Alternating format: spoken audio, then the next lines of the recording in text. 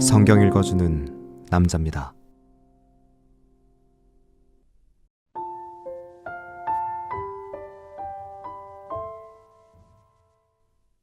유다 열왕 요담과 아하스와 히스기야 시대에 모레셋 사람 미가에게 임한 여호와의 말씀 곧 사마리아와 예루살렘에 관한 묵시라. 백성들아, 너희는 다 들을지어다. 땅과 거기에 있는 모든 것들아, 자세히 들을지어다. 주 여호와께서 너희에게 대하여 증거하시되 곧 주께서 성전에서 그리하실 것이니라. 여호와께서 그 처소에서 나오시고 강림하사 땅의 높은 곳을 밟으실 것이라. 그 아래서 산들이 녹고 골짜기들이 갈라지기를 불 앞에 밀 같고 비탈로 쏟아지는 물 같을 것이니 이는 다 야곱의 허물을 인함이요 이스라엘 족속의 죄를 인함이라.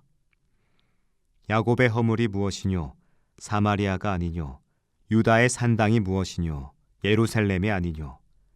이러므로 내가 사마리아로 들의 무더기 같게 하고 포도심을 동산 같게 하며 또 그 돌들을 골짜기에 쏟아내리고 그 지대를 드러내며 그 새긴 우상을 다 파쇄하고 그 음행의 값을 다 불사르며 그 목상을 다 회파하리니 그가 기생의 값으로 모았은즉 그것이 기생의 값으로 돌아가니라. 이러므로 내가 애통하며 애곡하고 벌거벗은 몸으로 행하며 들깨같이 애곡하고 타조같이 애통하리니 이는 그 상처는 고칠 수 없고 그것이 유다까지도 이르고 내 백성의 성문 곧 예루살렘에도 미쳤음이니라. 가드에 고하지 말며 도무지 호곡하지 말지어다. 베들레아 브라에서 티끌에 굴지어다. 사빌 거미나 너는 벗은 몸의 수치를 무릅쓰고 나갈지어다. 사안한 거미는 나오지 못하고 베데셀이 애곡하여 너희로 의지할 곳이 없게 하리라. 마롯 거민이 근심 중에 복을 바라니 이는 재앙이 여호와께로 말미암아 예루살렘 성문에 임함이니라. 라기스 거미나 너는 준마의 병거를 메울지어다. 라기스는 딸 시온의 죄의 근본이니 이는 이스라엘의 허물이 내게서 보였음이니라.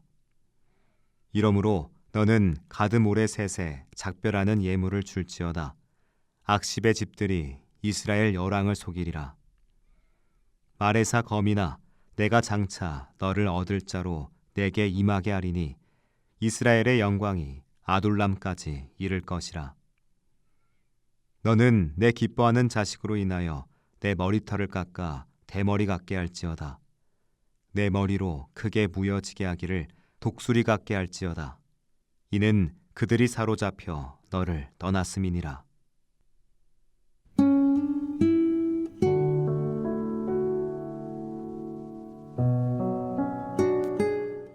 인생의 어느 시점이 되면 누구나 자신만의 요새를 구축하기 시작하죠. 그건 사회적 성취일 수도 있고 견고한 인맥일 수도 있으며 때로는 도덕적 우월감이나 종교적인 열심이기도 합니다. 그 요새가 높으면 높을수록 벽이 두꺼우면 두꺼울수록 삶의 불확실성으로부터 안전할 것이라고 믿습니다. 리모델링을 위해 오래된 벽지를 뜯어낼 때 그 이면에서 발견되는 곰팡이와 균열을 애써 외면하듯 화려한 겉모습 아래 숨겨진 존재의 부패를 직시하기보다 그 위에 더 화려한 요새를 세우는데 급급하곤 합니다. 그러나 미가는 바로 그 견고한 요새의 앞마당으로 거침없이 걸어 들어오는 하나님의 발소리를 우리에게 들려줍니다. 하나님은 저 멀리 하늘 성소나 박물관의 유물처럼 박제되어 계신 분이 아니죠. 성경은 선포합니다. 주님께서 그 거처에서 나오시어 땅의 높은 곳을 짓밟으시니. 이 말씀은 우리의 고정관념을 정면으로 들이받습니다. 우리는 하나님이 우리가 지정한 장소, 거룩해 보이는 공간에 머물며 우리를 보호해 주기를 바라곤 합니다.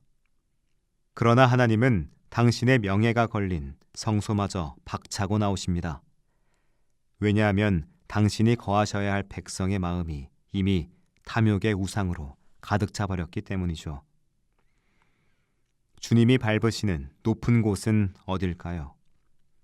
하나님 없이도 행복할 수 있다는 오만한 마음, 타인을 밟고 올라선 경쟁의 정점, 그리고 종교라는 이름으로 포장된 자기의 의. 이 모든 것들이 높은 곳입니다. 우리는 높은 곳에 서기 위해 싸우고 그 자리를 차지했을 때 안도합니다. 하지만 역설적으로 그 높이 때문에 하나님의 발 아래 가장 먼저 짓밟히는 대상이 됩니다. 하나님이 그 발로 땅을 밟으실 때 산들은 불 앞에 초처럼 녹아내리고 골짜기들은 터져나갑니다. 평생을 바쳐 쌓아올린 성공의 공식들이 하나님의 앞에선 초에 불과하다고 성경은 적나라하게 보여주죠. 가짜 안전에 중독돼 서서히 죽어가는 우리를 구출하기 위해 하나님은 우리가 의지하던 가짜 구명보트를 찢어버리시는 겁니다. 사마리아의 상처가 고칠 수 없게 되었다는 선언은 간담을 서늘하게 만듭니다. 우리는 늘 삶을 더 나은 것으로 개선하고 싶어 하죠. 그러나 하나님은 때로 해체가 유일한 답이라고 말씀하십니다. 사마리아의 우상들이 부서지고 그 제물들이 불타는 장면은 우리가 하나님보다 더 사랑했던 모든 것들이 결국 우리를 배신할 것임을 예고합니다. 음행의 값으로 모은 게 다시 음행의 값으로 나갑니다. 불의하게 쌓아 올린 건 결코 존재 평안을 얻을 수 없습니다. 하나님께 복을 빌며 쌓은 재물이 실상은 하나님을 밀어낸 자리에 세운 우상이었습니다. 무너지는 순간에야 비로소 깨닫게 됩니다. 이 지점에서 우리는 미가 선지자의 태도에 주목해야 합니다. 그는 심판을 선포하며 고소해야 하는 냉소주의자가 아닙니다. 그는 슬퍼하며 통곡하고 맨발로 벌거벗고 다니며 여우처럼 구슬피 울며 타조처럼 목 놓아 울 것이니 라고 고백합니다. 선지자는 벌거벗고 거룩한 퍼포먼스를 합니다. 하나님의 찢어지는 마음을 인간의 살갗으로 번역한 것이죠. 하나님은 우리를 징계하시면서 동시에 우리와 함께 벌거벗고 우는 분이십니다.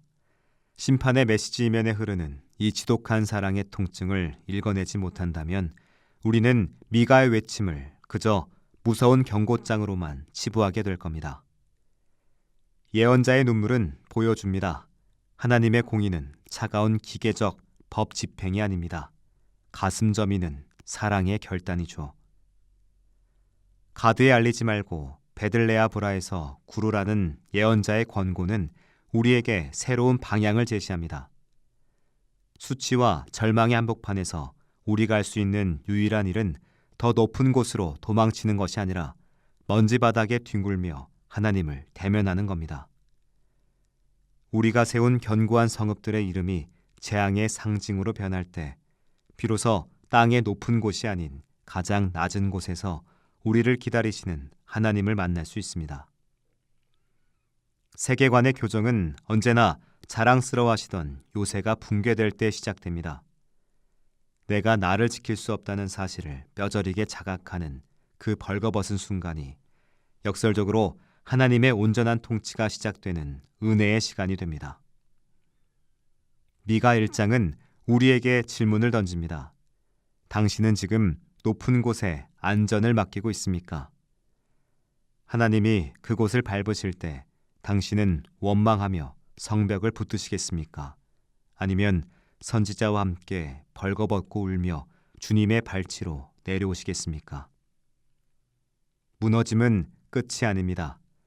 가짜 나를 벗어던지고 참된 하나님께로 돌아가는 통로입니다.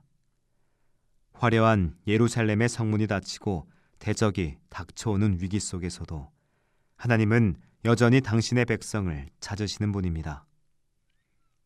주님은 우리를 파멸시키기 위해 오지 않으십니다. 자기 스스로를 가두고 있던 교만의 감옥을 부수고 진정한 자유의 들판으로 우리를 이끌어내기 위해 오십니다. 기도하겠습니다.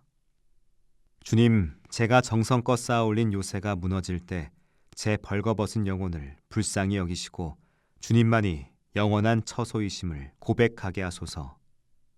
아멘.